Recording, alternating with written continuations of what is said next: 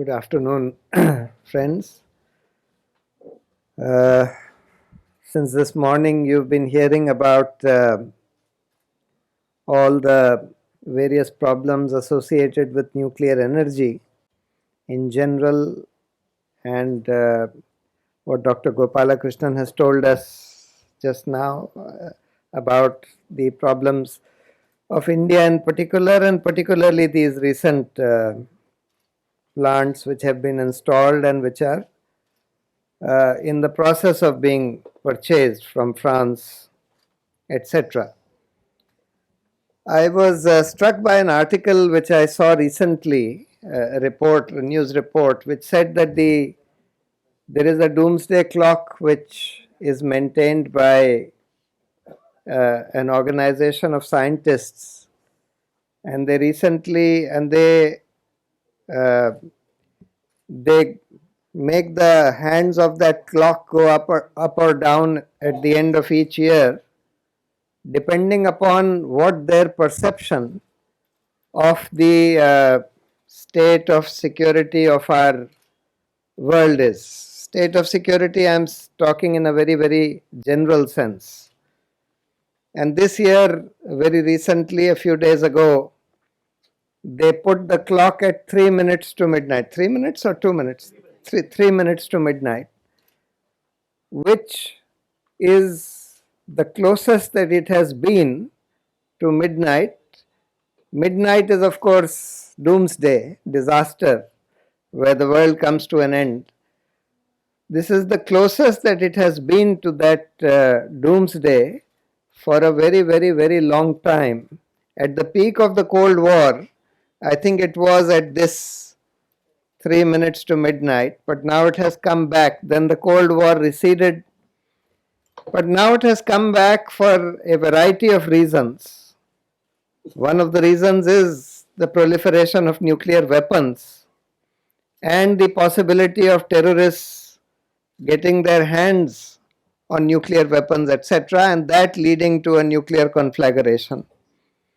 But the others are climate change. Climate change, according to the scientists, is bringing us precipitously close to doomsday, because climate change in the years to come, perhaps in the next 50 years to come, during the lifetime of some of us who are in this room, will bring us to a situation which will be virtually like Holocaust. The third reason that they mentioned was this whole security environment which is rapidly deteriorating across the world, with wars in the Middle East and wars in other parts, and tensions, international tensions all over. The one thing that they did not mention, which I want to add to that cup of threats, is the threat of nuclear power. Of course, that threat is receding in the rest of the world because they are dismantling gradually, as Dr. Gopalakrishnan told you. America has not set up any new nuclear power plant for the last, ever since 3 Mile Island, that is 1977, I think, was the last plant that they had ordered. After that, nothing. In Europe, they are now dismantling most of their nuclear power plants, as they are also in Japan. But it's only in India, and as he pointed out, in China and India, that we are going ahead. So certainly, so far as India is concerned, our doomsday clock is moving closer also because of this threat. As you were all told in the morning sessions, the issues with nuclear energy are primarily one of safety. We all know that it is impossible to guarantee the safety of a nuclear power plant, and that the cost of an accident are catastrophic. We were told that probably Russia collapsed because of one accident at Chernobyl, and probably Japan is likely to collapse because of one accident in Fukushima. If you add the total supposed benefits of nuclear energy since the beginning of nuclear energy and the cost of just these two accidents on the other side, if you weigh them, you will probably find that the cost of these two accidents exceeds the benefits of all of nuclear energy. Of course, whether nuclear energy is at all beneficial, to my mind, it's not a matter of debate at all, because just the cost of nuclear, of generating electricity through nuclear energy, is more than the cost of generating electricity by any other means. The cost of setting up a nuclear power plant today is more than 20 crores per megawatt, just the capital cost. The capital cost of setting a coal-based or a thermal nuclear power plant is under 5 crores per megawatt. The cost of setting up a hydel, average cost of setting up a hydel plant is 6 to 7 crores per megawatt. The average cost of setting up solar power plants is today 10 crores and falling every year. It's falling perhaps at the rate of 10% every year, or certainly more than 5% every year, 5 to 10% a year. The gestation cost of a nuclear power plant, as some of the figures which we were told, is around 15 to 20 years probably. That means if we today decide to set up a nuclear power plant, for example, the Jetapur plant is not going to become operational in less than 20 years from today. You can take it from me, I can give it to you in writing. If the cost of solar energy, and today that Jetapur plant costs more than 20 crores per megawatt, if the cost of solar energy keeps falling by even 5% per year, in 20 years time it would have become one third or one fourth of what it is today. Today it is less than 10 crores per megawatt.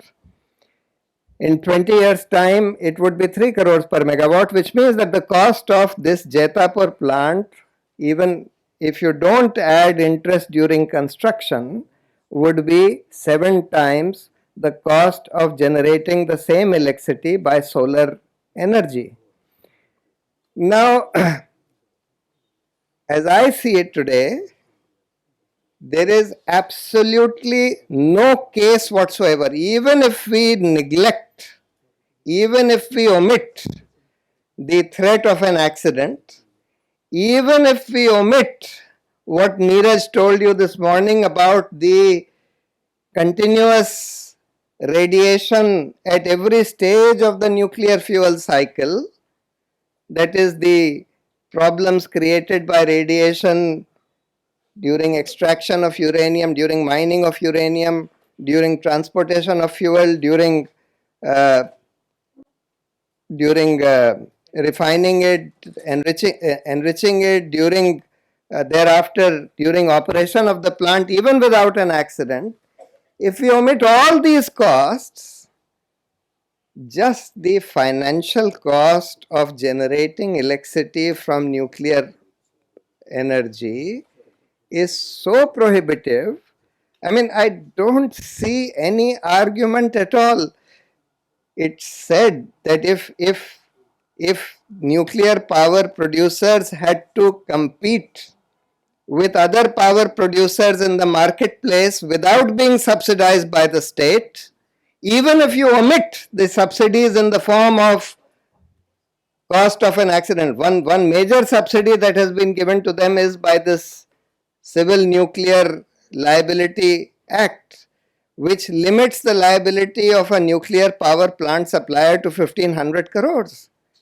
Apart from the fact that that act is totally unconstitutional, and we have challenged that you cannot indemnify a supplier, especially when that means encouraging that supplier to supply substandard parts, more dangerous parts, in a matter which is so dangerous, where accidents can be totally catastrophic.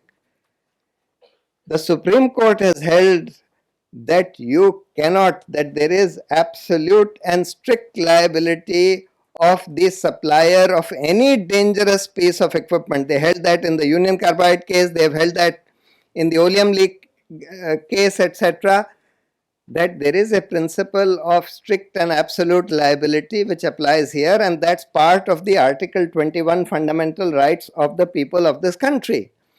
That is, that if any foreign or any company brings in an equipment or supplies an equipment which is inherently dangerous, then that company is fully liable, cannot be exempted, cannot be given any kind of holiday for any harm or any accident that takes place on account of that. And the Civil Nuclear Liability Bill gives a huge subsidy by means of limiting the liability to 1500 crores. The cost of Chernobyl or the cost of Fukushima is in lakhs of crores, several lakhs of crores. And we are still counting the costs. And here you have brought an act which limits the liability to 1500 crores. And in the case of Kudankulam, you have exempted the Russian suppliers from even that 1500 crores by signing an agreement with them to exempt them. So, all kinds of subsidies are being given. Hidden and other subsidies are being given to nuclear power. What I was saying was, if you were to just remove these subsidies, and you asked nuclear energy to compete with other sources of energy in the marketplace, even if you neglect the more dangerous nature of nuclear energy, there is no way that nuclear energy can survive in any part of the world. There is absolutely no way. Because as I said, forget coal, forget gas. In India, solar is much cheaper. It's less than half the cost.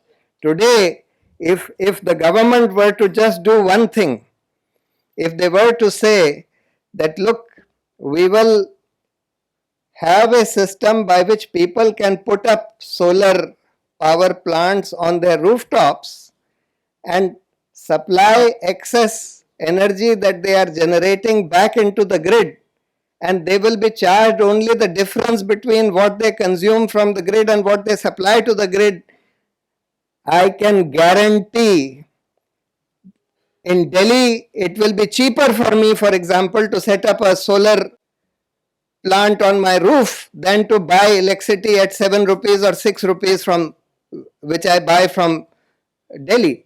So therefore, no further power plants would need to be set up in this country.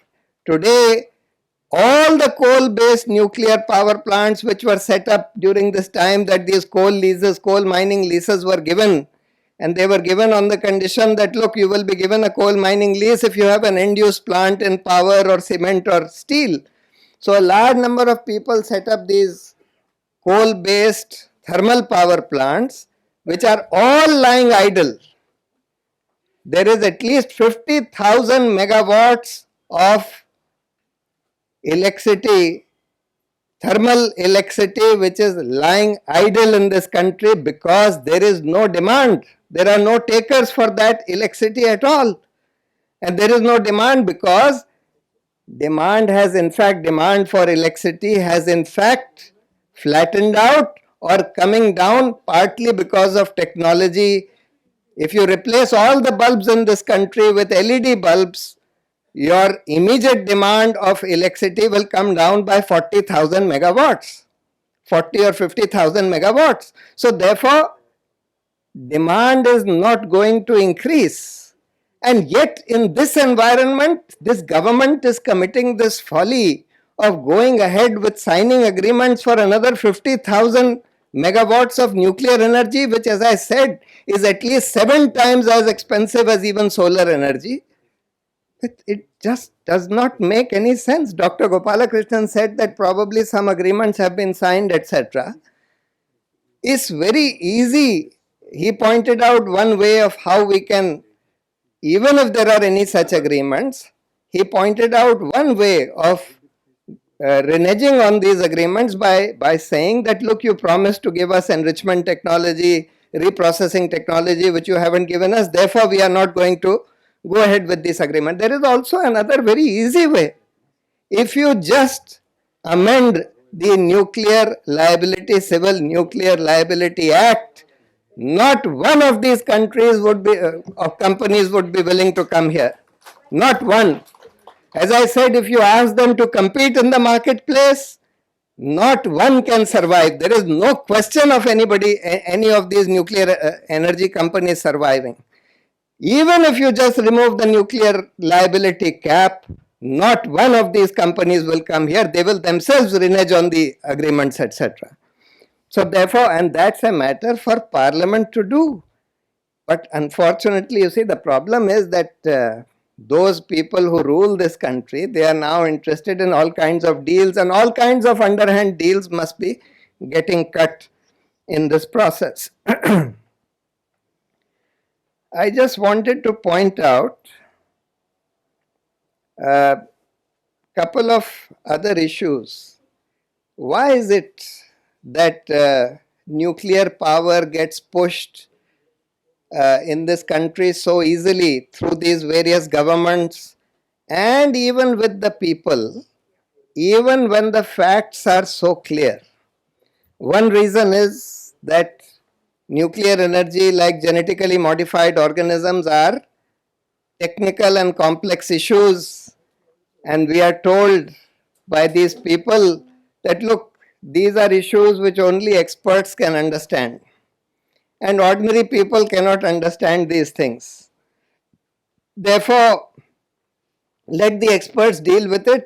Ordinary people need not bother or think about these issues. And unfortunately, virtually all the experts in these fields, whether it is nuclear energy or whether it is genetically modified organisms, are people who are working for companies, either working for companies which have a commercial interest in these, either nuclear energy or genetically modified organisms, or they are people who are working in the government's own establishment. Actually, there was a film on genetically modified foods called Life Running Out of Control, in which at the end there is a Norwegian scientist called Tarje Travik who says, one of the major problems in this field is that there are virtually no independent scientists in this field. Virtually all the scientists who understand this technology are working for companies who have a commercial interest in the development of this technology. There are very few independent scientists left in this field. The same holds true for nuclear energy as well. All the nuclear scientists are either working for those, virtually all, are working for those corporations which manufacture these nuclear power plants, or are working for the Indian nuclear energy establishment. Now, just like the Central Water Commission, which is the main dam building lobby in this country, apart from the lobby of these contractors, the Central Water Commission itself has become is the most powerful lobby pushing for large dams in this country. Why? Because the more money that is spent on large dams, the greater share of the budget that large dams come to occupy, the more powerful they become. The more power of patronage they have to give jobs to their friends, etc., who are retiring in the entire establishment. So therefore, the same holds true for the field of the atomic energy establishment. The atomic energy establishment has become the biggest vested interest, apart from those people who are working with corporations having a commercial interest in this. The Atomic Energy Commission is the biggest and most powerful vested interest in promoting nuclear energy. Therefore, they cannot be considered to be independent at all. What we need for regulation, of course, regulation has been talked about. The Atomic Energy Regulatory Board, we all know, is not independent. It is under the Atomic Energy Commission. It is under the Department of Atomic Energy. And therefore, as a regulatory body, it cannot be expected to regulate the Atomic Energy Commission or the nuclear power plants that they are setting up. The bill that was brought, that was marginally better than the existing situation. That bill has been allowed to lapse, but that bill was also not good enough, because that bill provides for a council which is headed by the Prime Minister, etc., which sits on top of that regulatory body. Also, the government has been given the power to supersede that regulatory body any time that they want. So therefore, what's the point of having a regulator which is ultimately again under the control of the same government, in which you have this Department of Atomic Energy and the Atomic Energy Commission, which is pushing these projects? Therefore, we need to have one of the most important needs today, apart from the need for having transparency. See, we were told that WHO, when they tried to study the effects of the Chernobyl disaster, they were told that no, you are not going to study it.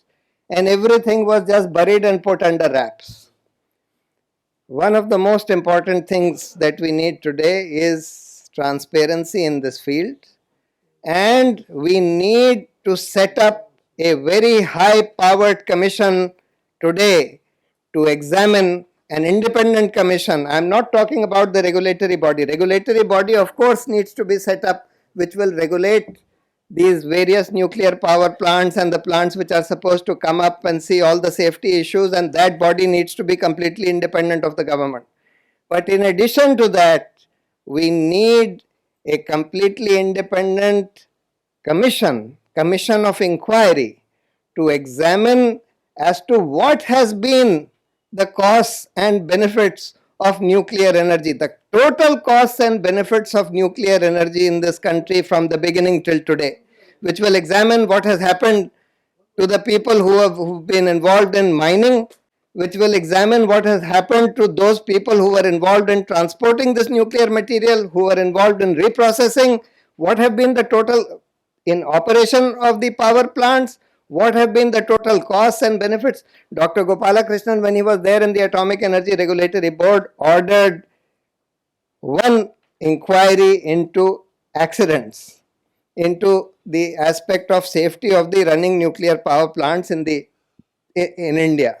And that report which he brought out, which was also subsequently buried after he retired, showed that there have been almost 92 accidents, some small, some medium, but which could have been very, very serious in various nuclear power plants in this country. We need a commission which goes into all aspects of costs and benefits, about the health effects, about the financial costs, financial benefits, etc., to do a full stock taking of what has happened with our nuclear establishment in this country. So these are a few thoughts that I had. Thank you very much.